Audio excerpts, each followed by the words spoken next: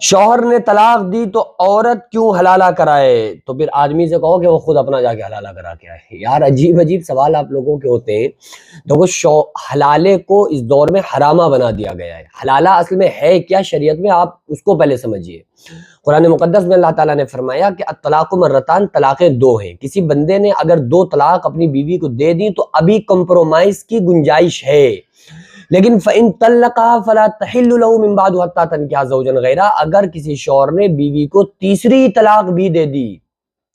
تو پھر اب کسی طرح سے کمپرومائز نہیں ہو سکتا۔ تو اب اللہ تعالیٰ نے کیا فرمایا کہ فَإِن طَلَّقَهَا فَلَا تَحِلُّ لَهُ مِن بَعْدُ حَتَّىٰ تَنكِحَ زَوْجًا غَيْرَهُ، کہ اس کو تیسری طلاق کے بعد اس کا سسٹم ختم، اب وہ عدت گزارے، کسی دوسرے مرد سے نکاح کر لے۔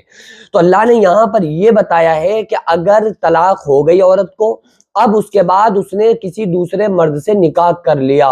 پھر خدا نخواستہ کبھی وہ بھی چھوڑ دینا، تو پھر وہ عورت اپنے پچھلے والے شوہر سے نکاح کر سکتی ہے۔ یہ اس مسئلے کو لوگوں نے حلالہ کرتے اس کو حرامہ بنا دیا۔ اللہ تعالیٰ نے تھوڑی کہا ہے کہ اگر کسی کا نکاح، اب کسی شوہر نے طلاق دے دی تو اس کے بعد اب اس کے پاس آنے کے لیے دوسرے کے پاس جاؤ اور اس سے پھر طلاق لو، پھر اپنے شوہر کے پاس ہو، یہ نہیں ہے۔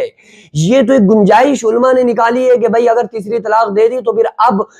اس کے لیے اگر اس نے دوسرے شوہر سے نکاح کر لیا، دوسرے آدمی سے نکاح کر لیا، پھر اگر کبھی اسلام تو کہہ رہا ہے وہ کبھی چھوڑے نا خود اپنی مرضی سے،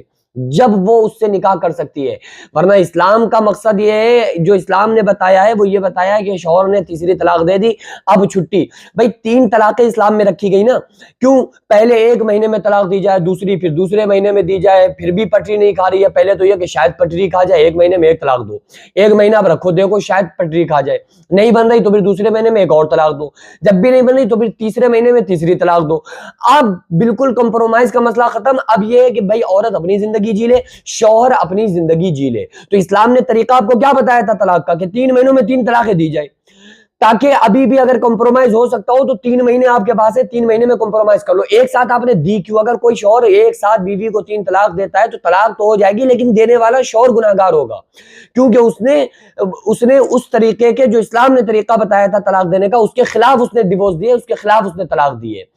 تو اب ظاہر سی بات ہے کہ جب پٹری کھا ہی نہیں رہی تھی، اب شوہر نے طلاق دی، 3 مہینے میں طلاق دی، تو اب وہ بیوی کو یا شوہر کو طلاق دینے پر پچھتاوا کیوں ہوگا؟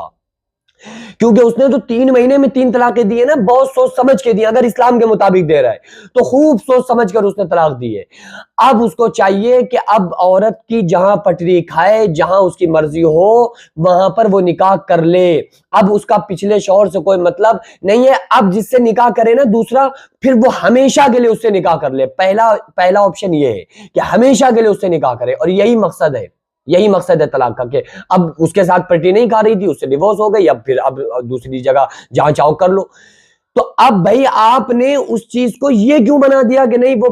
اگر شوہر نے طلاق دے دی، اس کے بعد وہ کسی سے نکاح کراؤ، اس کے بعد فوراً اس سے طلاق لو۔ اگر کوئی انسان کسی کو فورس کر رہا ہے نا کہ دیکھو آپ اس عورت سے نکاح کرو اور 1 رات کے بعد فوراً اس کو طلاق دے دینا،